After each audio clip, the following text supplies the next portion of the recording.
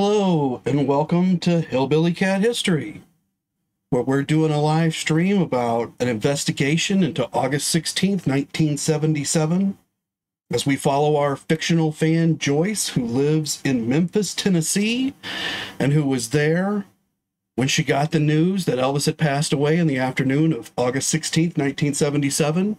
She immediately began listening to the radio. She watched the TV broadcasts. And we're in the next morning where she's actually reading the first newspaper reports. In the last video, we saw a lot of celebrity tributes roll in, and we looked at a couple of articles, and we saw that Bitsy Mott, who you can see here on the screen, and you can see Elvis, and Bitsy Mott is actually looking at him. He was the brother-in-law of Colonel Parker, and he had been Elvis's bodyguard for 15 years. And he was very upset that Elvis had died and made an emotional statement that he had seen him 2 years earlier, and Elvis had not looked well. And Bitsy had told his wife that he didn't think Elvis was going to last much longer. And so, while I'm absolutely sure that Bitsy felt like that and he saw that, once he had announced that in the public, it took on a little bit of a life of its own, and people began to, well, hey, Nancy, thanks for joining me. I appreciate it. But people began to actually kind of believe that Elvis really looked bad like a couple, 3 years before. Like somebody could just look at him and say, hey, man, this guy is going to die. And we had also looked at a few days before, or in a previous episode, where there had been a disc jockey that had known Elvis, and he had made a statement the night that Elvis passed away, that Elvis told him when they were talking about Bobby Darin and how Bobby Darin had passed away early in life, that Elvis felt he wasn't going to make it any longer than his mom had. And I'm sure Elvis said that. And I'm sure he said it to this man. And this man's just repeating what was said to him. But again, once it hit into the public sphere,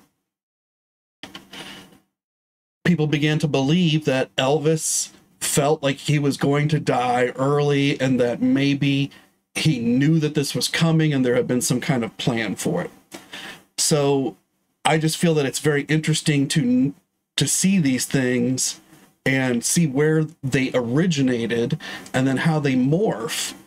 But I'm going to do something slightly different today. Normally, we do a review of what we did last time, and then we're going to jump into, what we've got this time, and I'm going to read more newspaper articles. But what's happening right now is that because we're in the morning, and there are so many newspaper articles, and they're not really very visually interesting, and they're kind of all the same with all the details. It gets a little boring to listen to. Plus, we're getting narratives that are coming out, but we don't have anybody speaking against those narratives yet. So what I wanted to do today was actually let Elvis himself speak to the narrative with an old magazine article that I found. And Nancy is saying that Elton John said that Elton John's mother, when I saw him backstage, that was 2 years before he passed away, Elton John's mother said, I'm trying to think, that might have been 76, that he was not going to make it. Yeah, I think it's very common, Nancy, that people begin to say, I saw Elvis and I didn't think he was going to make it. That became very common after this. But my feeling is, if Elvis had not passed away, nobody would have ever said anything like that. Nobody would have ever thought anything like that. It's connected directly to the event, right? Like, he's passed away, and now they begin to think, did I see it? Could I have done something? Should I have said something to somebody? Because if every one of these people saw that, it's just kind of crazy, right? But what we're going to do today is I'm going to look at an article, and let me pull it up here for myself.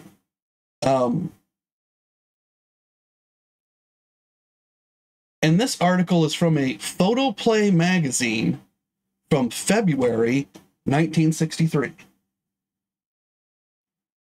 And Elvis talks about how he deals with receiving death threats. So somebody's made death threats on him, probably slightly before February 1963, because it takes a little time to get these articles into print and into the magazines. They were pretty fast about it. So my guess is December, January, something like that is when the actual interview took place. And so probably the event around the similar time. But Elvis is receiving death threats is basically what's happening. And it's most likely that because this interview appeared in a magazine, that Colonel Parker, who controlled Elvis's press, he would have had a say that, yes, you can do this interview, and Colonel probably was able to look at the magazine article before they published it. In fact, I have a picture. Let me see if I can pull this up. It'll take me just a second here, but I think I have a picture of the magazine cover or the magazine article itself.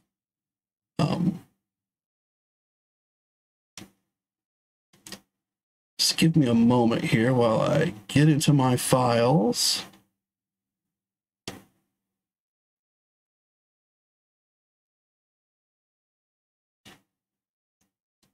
Yeah, here we go.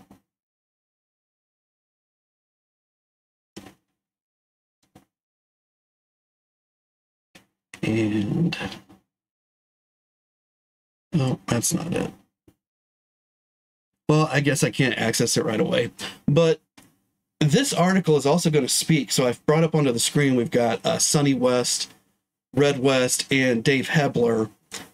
And they're spreading a narrative right now that Elvis died from a drug overdose.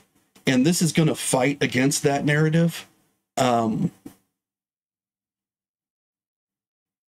A little bit, because it's going to talk to a different event that happened. I think you guys are going to be interested in this, so let me get started in here.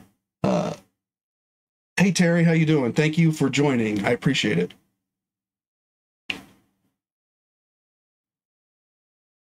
You know, and I think that a lot of fans, they probably think about Elvis's death threats as a 1970s phenomena, but they weren't. They go all the way back into the 50s.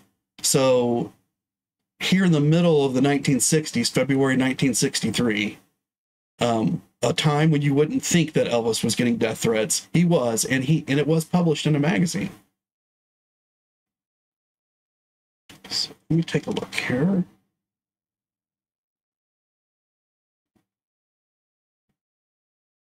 The article has a quote, a really special quote. I'm actually going to start with it so that we don't keep it till the end. And I'm hoping for you guys that are commenting that you'll tell me whether you've ever heard this quote or not. You know, I found this in this old magazine article, and I think it's amazing. And you guys tell me what you think about it. But here's what Elvis said. I want to live to be old and remember a woman's love and look at our children with her and know in my heart that it's been a good life. Until then, I'm not getting myself killed. So I'll read that for everybody one more time. I want to live to be old and remember a woman's love and look at our children with her and know in my heart that it's been a good life. And until then, I'm not getting myself killed. So that's how Elvis felt in February of 1963. And of course, you could say that's a long time before August 1977. Although those of us that are older might say, that's really almost no time at all. It is over a decade, but it's kind of short if you've lived through it. But that's how he felt. He wanted to grow old. He wanted a woman who loved him. He wanted children, not one child. He wanted multiple children. And he wanted to know that he'd done something good.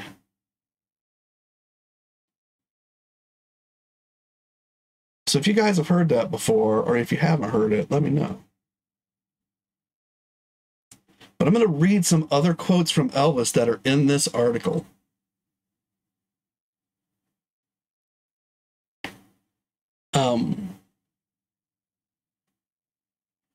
But before I get to that, they have an interesting piece that I'm going to bet you guys have never heard before, because I've never heard it before.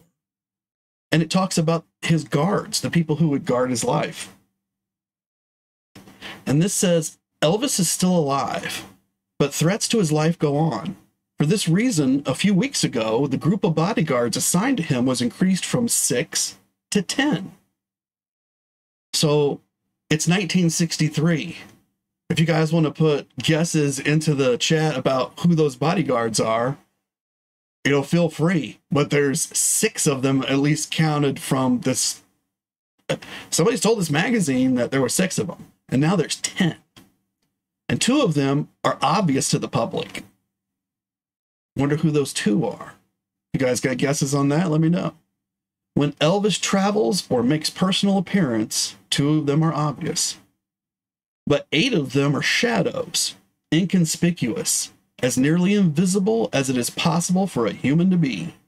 1 or more of these shadows may be standing next to you in the crowd, or sitting right next to you in an audience.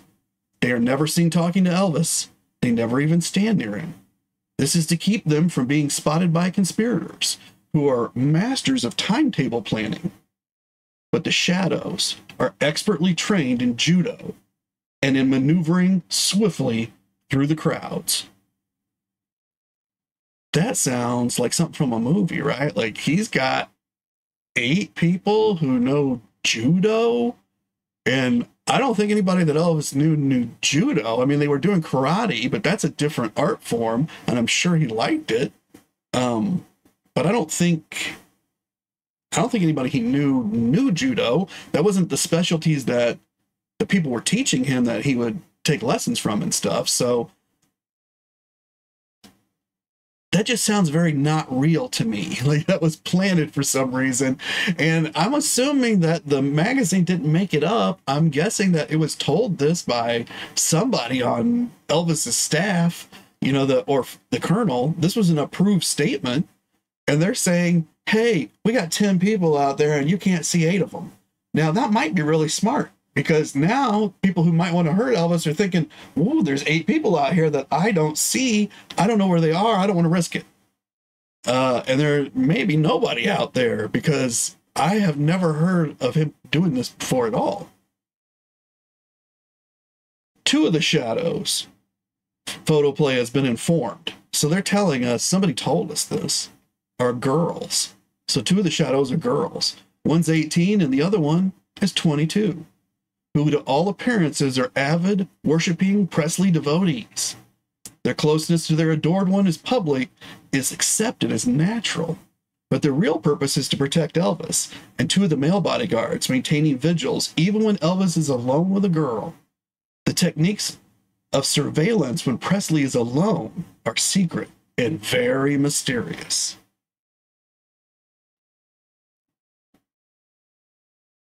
So, did you guys know that Elvis had 2 girls that were working for him, that were protecting him? I've never heard that either. If you have guesses as to who those 2 women are, go ahead and put them out in the comments. And the magazine doesn't tell us who any of these people are. It doesn't come up in the article. So, as to who the 10 people are, and the 2 that we know, that we can see, and the 8 that we can't, and 2 of the 8 being these women, I have no idea who any of these people are that they're referring to. 3 of the new guards are unknown even to Elvis himself, because otherwise he might unwittingly identify them by a nod of recognition or even the flicker of an eyelid. So now there's 3 of them out of the 5. So 2 of them are women who he must know, because they're there to be up front and near him, and it says that in the article. And then of the remaining 6, 3 of them, he doesn't even know who they are. Does that sound believable to you? Does anybody believe that part of the story? And Terry's saying that no, he did not know about any of these. I think it's because there's nothing to know. That this is a fantasy that has been spun by the colonel in order to add protection to Elvis, so that people think that he's being protected by all these different people, and therefore maybe they won't even notice the ones who are really protecting him, which we know to be like Sonny and Red and Joe Esposito and even Charlie. Although I wouldn't think that Charlie would be the best bodyguard. You know, I'm sure he would throw himself in front of Elvis, and I know he had a gun that he would carry sometimes, but really it was probably Red and Sonny at this point. But 3 of the guards are unknown even to Elvis. A cousin of Elvis who knows him intimately. Now, who do you guys think this is? A cousin of Elvis that knows him intimately? Because the magazine article does not say. He told us, no matter what people say about him, there's one thing for which I'll always admire him. Elvis is never afraid, inside or out. There are more men who want to do harm to El than any other entertainer. And simply, he knows it. So this person who is his cousin, and they have quotes around this. So it's quoted, no matter what people say about him, there's one thing for which I'll always admire him. Elvis is never afraid, inside or out, which is a nice thing to say, right? There are more men who want to do harm to El than any other entertainer. Now, I don't believe anybody in his family or his cousins was referring to Elvis as El at any point. Maybe they were. Maybe that's what this article is telling us. If you happen to know that, let me know. See, I think this is great. We are fans. We're going through this together. Maybe we don't know about this, any of these things that they're telling us. And this is all new information to me, and I've been reading about Elvis for a long, long time. Is Elvis really that fearless? And now we get to what Elvis is actually saying. They're quoting Elvis exactly now. So that would indicate to me someone spoke to Elvis and then they transcribed what he said, and this is it. And that's what they're saying this is. We transcribed his oral statements, and this is it. Otherwise, it's possible they were sent these quoted statements to quote. I don't know how that happened in this article, but they're saying that these statements originate with Elvis. And here we go. Quote, not exact, the question is Elvis really fearless? And the quote is, not exactly. Wouldn't be human if I didn't scare a little once in a while. Yes, I get skitterish about some of the threats, but what can I do? Hide? I've been learning a lot about life from show business and from people who, for some reason, think they want to do me harm. You can't go running scared from what's going on around you. You just have to stand and face it and hope to heaven you can handle the situation. So I'll just go back and read his quotes again. Is he fearless? Not exactly. Wouldn't be human if I didn't scare a little once in a while. Yes, I get skitterish about some of the threats, but what can I do? Hide? I've been learning a lot about life from show business and from the people who, for some reason, they want to do me harm. You can't go around scared from what's going on around you. You just have to stand and face it and hope to heaven you can handle the situation. And then he goes on. More times than not, you come out doing a lot better than you thought you'd do. Sometimes you find out that what's been worrying you the most wasn't really there at all. You just thought it was. And about those people who call or write those things about beating up on me, I don't think they really mean a word. They might, a little before they say it. But as soon as the words are out, I have a feeling they realize how crazy it is to blame me for something I don't even know anything about. No, I don't hate the threateners. I guess in a way, I feel a little sad for them. Can you imagine being so unhappy you think you'd want to kill a fellow? I'd say that's the worst kind of torture a man can suffer. Once you got that going on inside you, you're in trouble. You can't dodge it. It goes to bed with you. Sure, wouldn't want it to happen to me.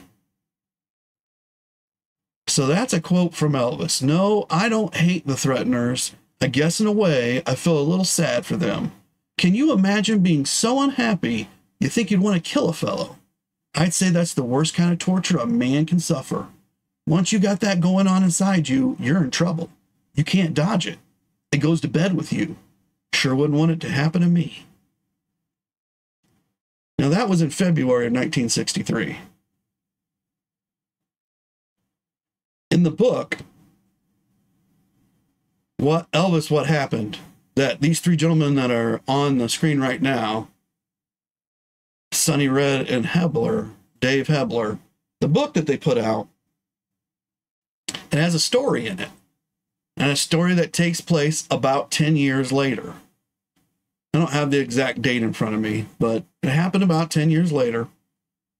And Red and Sonny detail a night in which they describe Elvis as obsessed with killing a man named Mike Stone, a man who is with Priscilla Presley has left Elvis to be with this man, and it has ripped Elvis apart. And he has a very difficult time dealing with it. And one night, according to Red and Sonny West, and I believe this is backed up by Linda Thompson to some extent,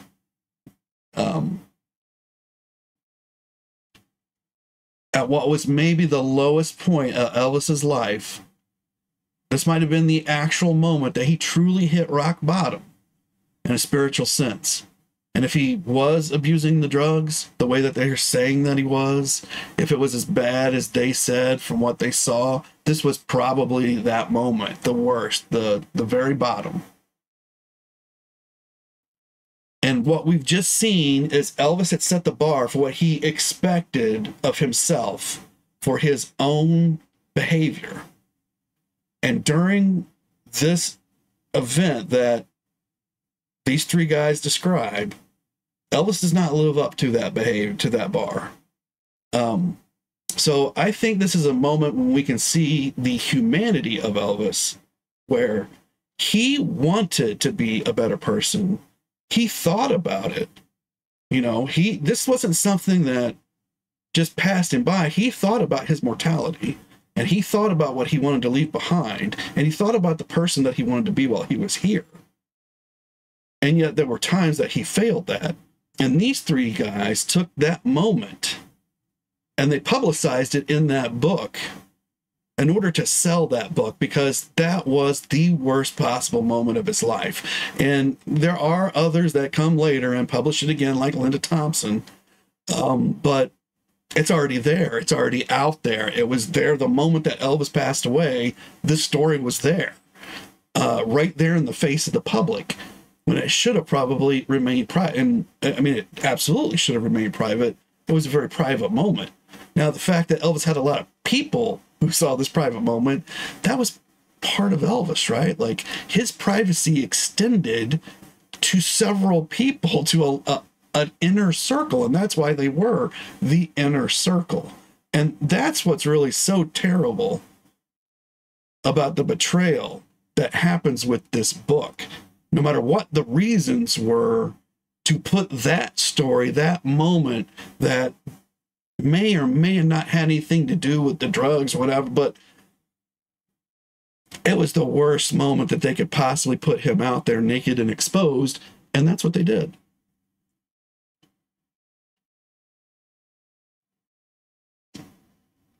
And Terry's saying that it looks like they're lapping up the article from the front of that book. Yeah, and that's why I'm showing this picture, is because it's incredibly powerful. That there on the front of the Star, it says, Elvis fights to ban book that tells all. Now, we don't really know if Elvis fought to ban that book. There are different stories about that, but that's what this paper is printing. Why are they printing it? Because they can get money from printing it. They're going to sell newspapers based on this title. And you know that because right below it, there's pictures of Mary Tyler Moore and somebody else. They are not Elvis. They are not connected to Elvis. They have nothing to do with this giant title.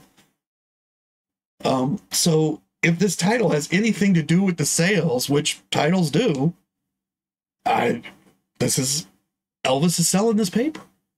And then these guys are taking that paper and using it to promote their book during this is not a casual photograph. It's not like somebody walked by and said, hey, there's these three guys, I want to take this picture, snapshot. No, this is a professional photographer took this picture, and it was part of the publicity junket so that they could push the book. And the article that we're looking at is talking about how Elvis felt about how he should be.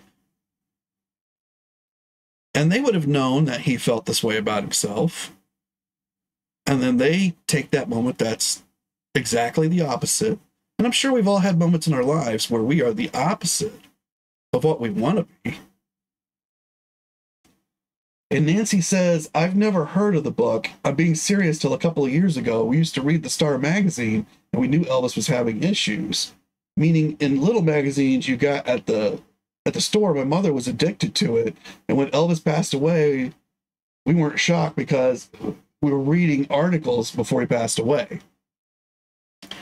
Right. And those articles were being fed by these guys, because they were currently writing that book. So I'm absent in, I believe the Star, I'm going to, that's the problem with talk. So I better go ahead and give my thing, my disclaimer that I'm just sitting in my studio. I'm a fan. I don't really know anything. I just talk and talk off the top of my head. And I get things wrong. And everything I say is my opinion and is for entertainment purposes only. This is the entertainment purposes only disclaimer. But I believe that the Star is the magazine that Steve Dunleavy works for and is the publisher of the book. And that's why they're holding this particular magazine. And it's so, when Nancy, when you're saying that you read Star magazine, you're actually reading the book. Like they were publishing portions of it, or articles based on portions of it, something like that, in order to push the book. And I believe they serialized it and published it at one point. And Terry saying, I think they knew the damage they did when attacking Elvis about his prescribed medication. Oh, they knew. They planned to hurt him. So that the hurt was not a side effect. That was how they later said they were trying to get him to wake up, because you had to have this pain. Well, they brought in as much pain as they possibly could. The issue is the timeline of how they brought the pain in. If we really looked at the moments when they got terminated and when the book actually got started, it's very, very quickly. Now, Steve Dunleavy, in an interview that we've already seen, he says, and again, if I'm remembering this correctly, this is the problem with seeing all this stuff, is your memory gets all mixed up about it, right? And that's why we keep the notebook. So just to remind everybody, I'm keeping a notebook. Joyce has got the notebook, the fan, about what's going on. So we'll always have that. Everything will be in order. But I didn't happen to write down when this piece about Steve Dunleavy, but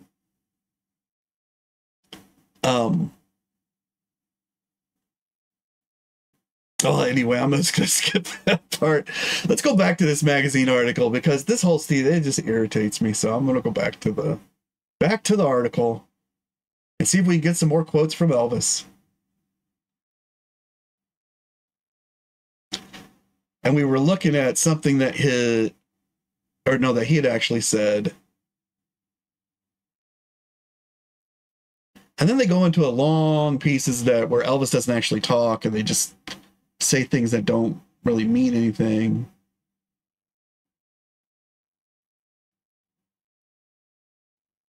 But then they get to asking Elvis about when this started. And he says, and this is again a quote, I guess that when I got the first death threat a few years ago, I was scared. For a while, I thought if people knew I was scared, they'd call me chicken. But now I know there's a big difference between being afraid and being a coward. Anyhow, I got to live with this bit.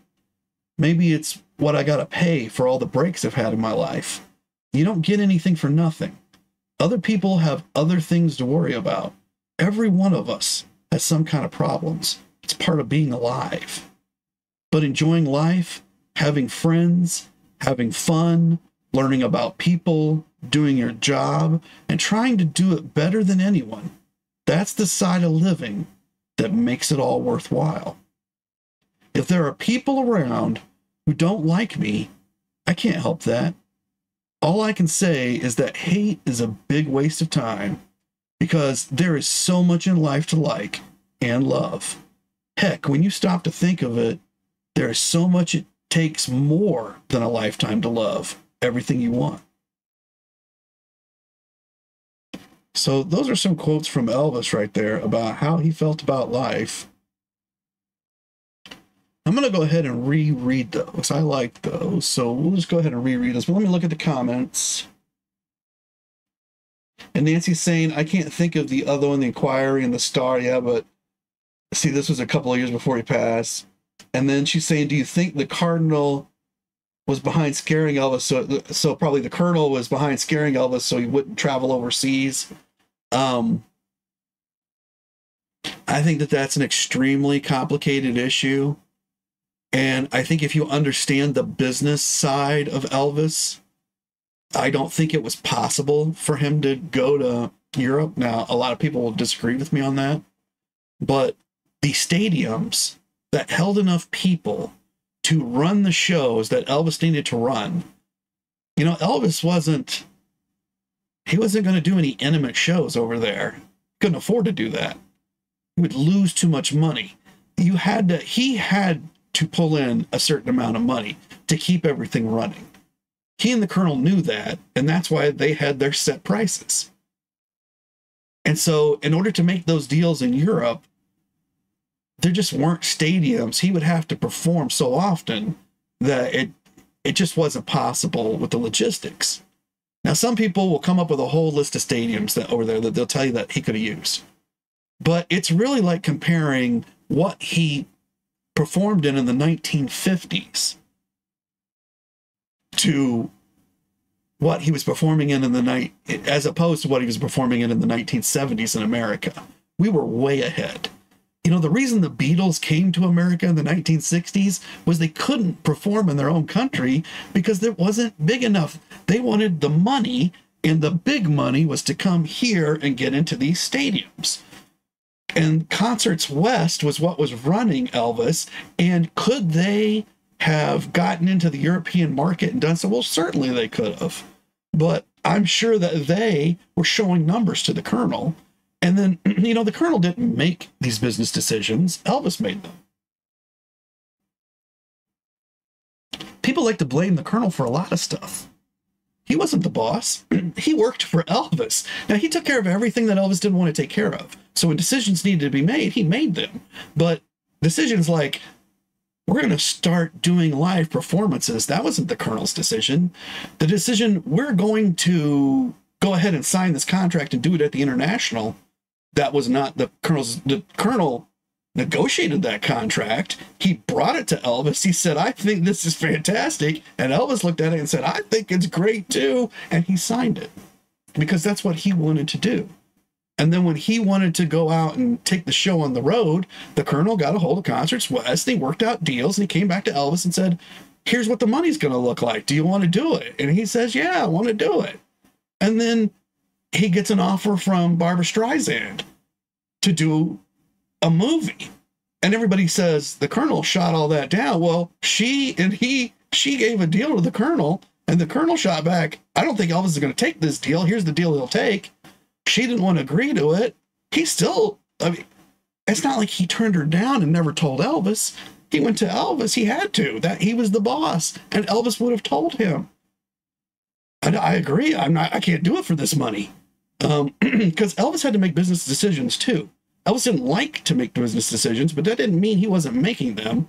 And then the Colonel would go and execute the decision. And Terry's just telling me, have a good one, Terry. I really appreciate it. I'll try to be there if I can. And then Nancy's saying, okay, I didn't know that about the Beatles. Okay, I didn't like the Beatles.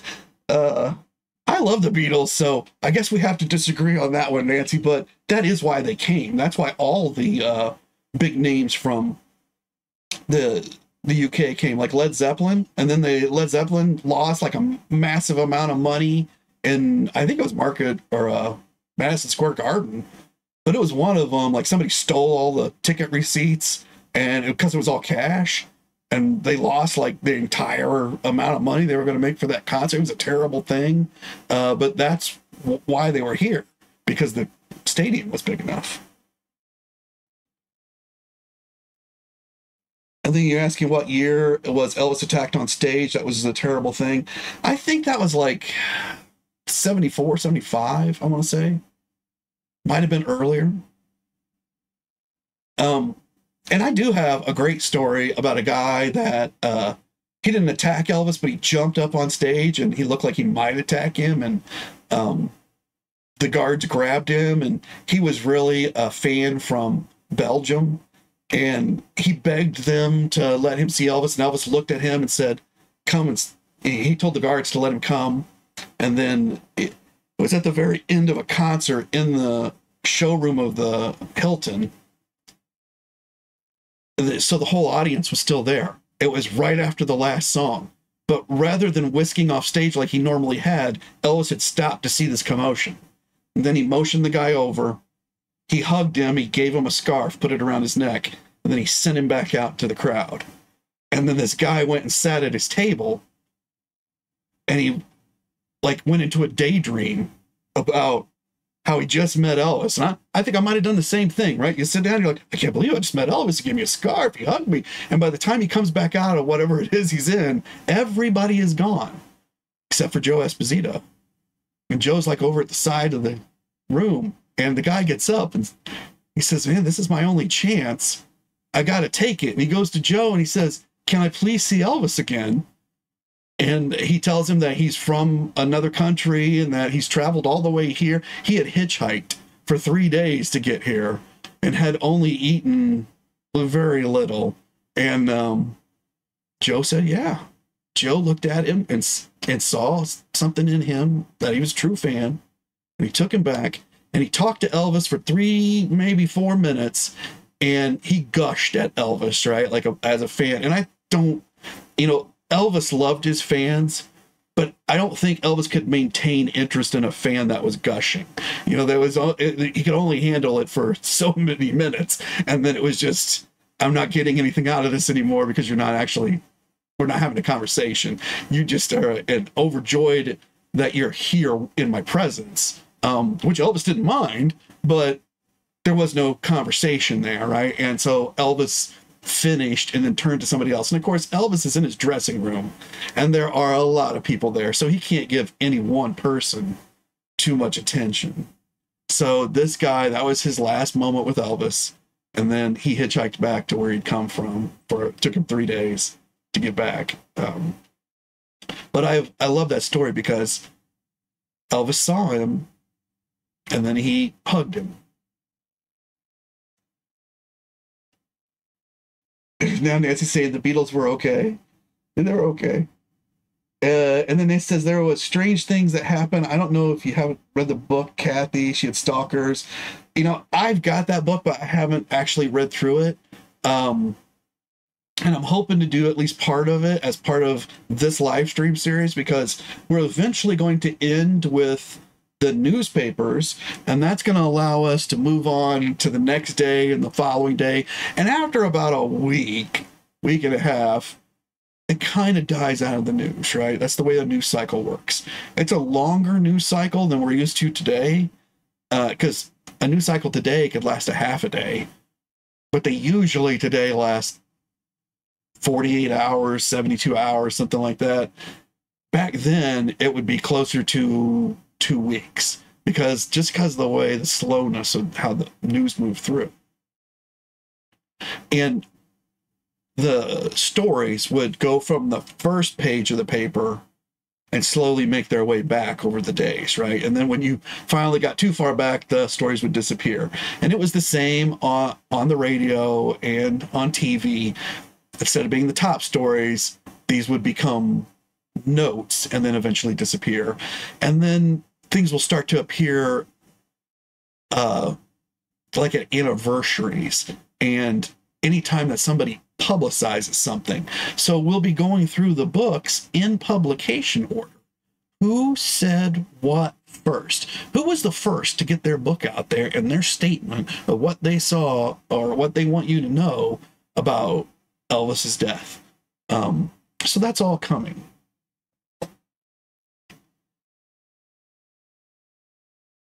And Nancy's saying that this is a great picture of the three and that she's never seen it. Yeah, and they took it specifically to get out there into the public. So I'm just going to reread this quote from Elvis. But it says, I guess that when I got the first death threat a few years ago, I was scared. For a while, I thought if people knew I was scared, they'd call me chicken. But now I know there's a big difference between being afraid and being a coward. Anyway, I got to live with this bit. And so I think that's interesting. He's accepted this. He knows that he's going to get death threats for the rest of his life. He's never going to get away from it. Maybe it's what I got to pay for all the breaks I've had in my life. So he's telling us that his fame, his fortune, being Elvis, having the charisma, none of it's free. He has to pay a price. You don't get anything for nothing. Other people have other things to worry about. And that's interesting too. What he's saying is people can't worry too much about him. He can't depend on that. He understands that people have their own lives. Every one of us has some kind of problems. It's part of being alive. But enjoying life, having friends, having fun, learning about people, doing your job and trying to do it better than anyone, that's the side of living that makes it all worthwhile. So, right in this quote, Elvis has given us what he believes the secret to life is.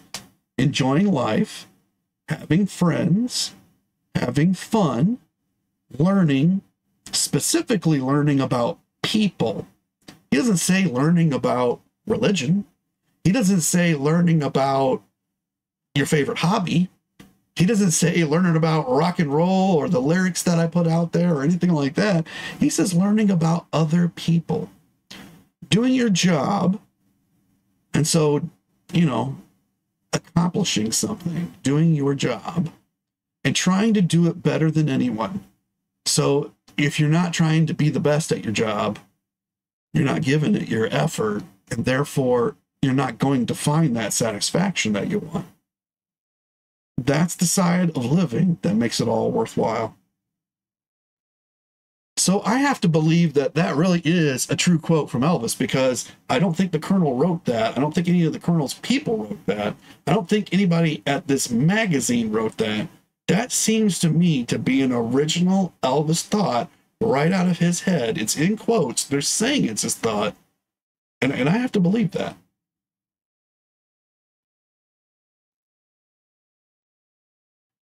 And then he says, if there are people around who don't like me, I can't help that. So again, this is that he's accepted that he's going to receive these death threats, and there will be people who do not like him. It's part of what he does.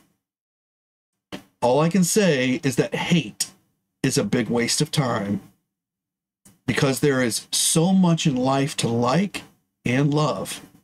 Heck, when you stop to think of it, there is so much it takes more than a lifetime to love everything you want to. So what he's saying is that he has so much to love, he doesn't have time to hate anybody. He can't waste a moment on hate. It'll take away from what he's trying to do, which is the love. And he doesn't want to waste his time on it. He's not going to let anyone with their threats or the fact they don't like him or what they say, that's not going to stop him from loving. And he's going to get his love out there. And he's going to love who he wants to love. And that might be everybody, even the people who are making the threats against him. And Nancy's saying that's true what he was saying. And yeah, that sounds like Elvis. That sounds like him talking. Yeah, I totally believe that. I don't think anyone could fake that. I mean, those are deep thoughts. Those aren't thoughts that we associate with any of the people that were around Elvis. But we know that Elvis had those thoughts, and he wrestled with them, and he wrote about them in books that he read. He wrote them in the margins.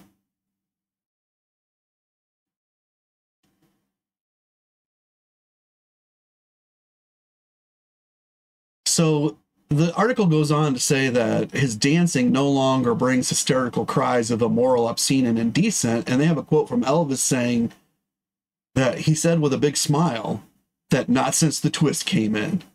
So he's saying that Chubby Checker basically made Elvis tame. He made him look tame, and that once Chubby Checker came in, everything was fine with Elvis's hips because nobody's looking anymore. Nobody thinks it's wild. So not since the twist came in. I guess I wasn't so awful after all. I may have been twisting a little ahead of the time, that's all. And that's good.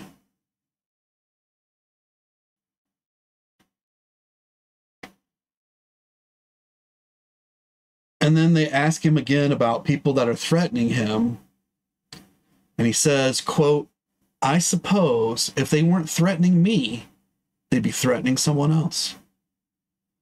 So now he's moved on from believing that people, no matter what, are going to threaten him, to a belief that as they threaten him, he is protecting or saving or helping others. Because if he were to stop these people from threatening him, they would move on to others and threaten them. Although I also think he's saying that these are dangerous people, and anybody that they're around, they're a threat to. So I think that's all within that statement. So then they quote somebody who they name as a Presley buddy. So that's not a cousin, and it's not a bodyguard, but it's a Presley buddy. But they don't name who they are. But the quote is, first of all, you got to consider the pressure that lays on Elvis like a big rock. Just think about it. Suppose every time you opened a letter, every time you picked up a phone, somebody might be telling you they're going to kill you. How long can you stand something like that without becoming unglued? When's it going to stop?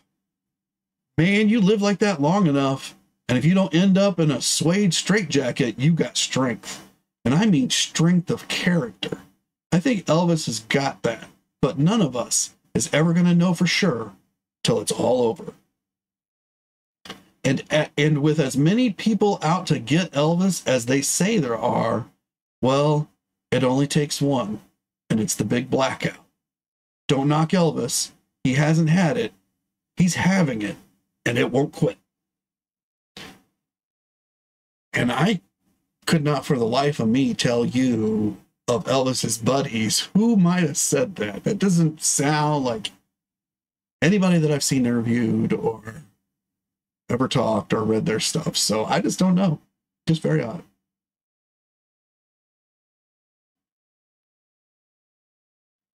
And then they asked Elvis one last question.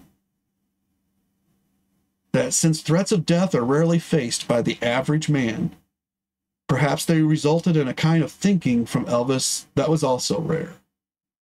A special kind of philosophy.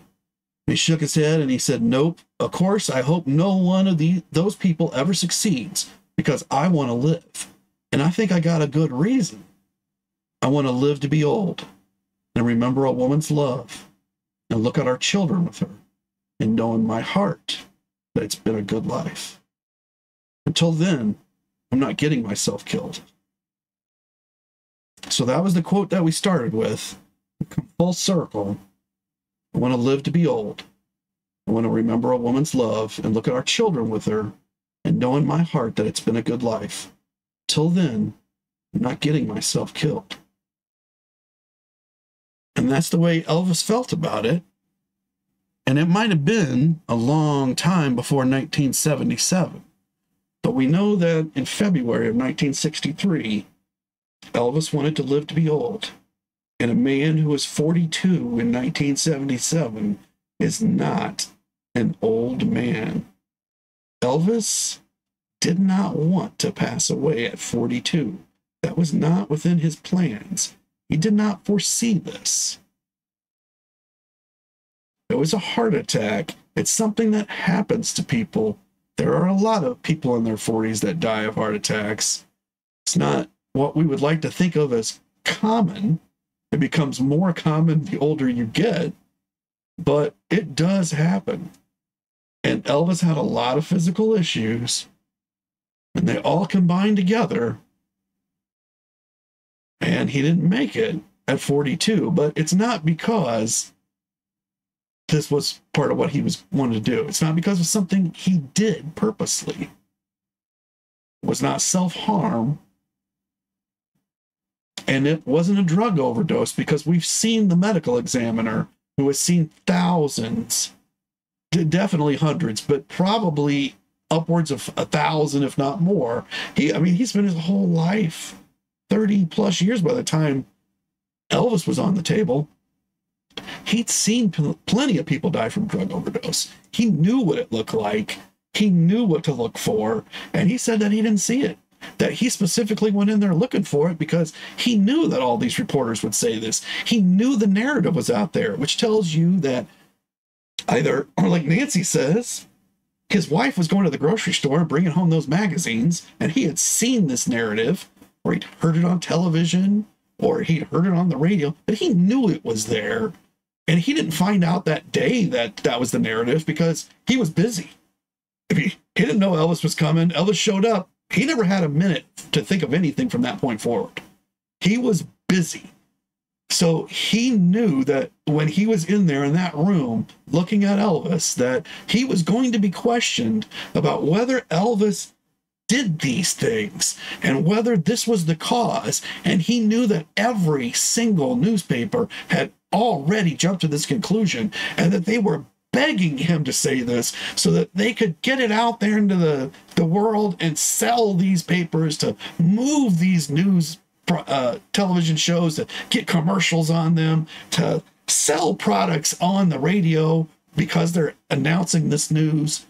They wanted that, but that's not what he said. And he came out and said, I know what you want. That's not what happened. And yet they all went and printed it anyway. And they said that these three guys that you see right here, that had justified it because they said it was true. And they said Elvis died of a drug overdose, but they didn't know. They knew what Elvis had done in the past. They knew what Elvis had done when they left, but they didn't publicize during these moments that they were doing all the same stuff. It's in the book, and you can see it in there, and they tell you about it later, but it's not like they're in this picture or telling the people that they're doing the press junket with or on the interviews, hey, we were doing all the same stuff, so look at us, we're not dead. So a lot of hypocrisy going on there. And then Nancy's saying, yeah, it would have been my uncle. Matter of fact, he passed away at 42. He had a heart attack. Yeah, it happens. People's bodies fail. Our organic structure is not perfect. In fact, it's a miracle that any of it works at all, and then that it works as long as it does. We're certainly blessed to have any portion of life. So, and it's not guaranteed. It can be taken from any of us at any moment. And for Elvis, it was taken August 16th, 1977. That was the end. And it wasn't because of something that he did. Now, his lifestyle habits may have contributed to an early demise. I'm not Sally Hodelling it and saying that he was destined to die young. I don't believe that was true. I'm sure that there were actions he could have taken at some point that may have extended his life. I believe his genetics were probably fighting against him. I think medical science wasn't in a position to help him. I think if it had been 20 years later, he would have had the issues, but he would have lived. Might have had a colostomy bag or something, or a colostomy bag, but he would probably have made it, and he might even still be with us. But medical science just wasn't there, even for the richest man in America, or what appeared to be the richest man in America. But that's really all I've got for today. We've hit the hour. And I just really wanted to use this particular time so that Elvis himself could come, he can't make any statements now because he's gone. And Joyce, maybe she had this magazine. Maybe it was sitting around the house and she's heard all these terrible things, and now she's pulled it out and she's looked and she's read this magazine again, and she's seen him say, I want to live to be old. So she knows that these things that are being said are not true because they do not ring true with what Elvis said. And by reading the rest of the article like we did, we saw that the quotes from Elvis, they're truly quotes from Elvis. That these are not thoughts that would originate with the colonel or the staff or the people around him. These are deep philosophical thoughts, and they tell us how Elvis wanted to live. And we know that they're true because he lived by them almost all the time, except for a few times that a few people like to publicize because they say it was true. And so it's okay. And Nancy says that I agree they didn't know back then that they didn't know, not like they do now, and it could still happen now. Absolutely. No one's guaranteed a moment. But that's all I've got for now. So I am going to say, everybody keep on taking care of business, and I'll see you next time.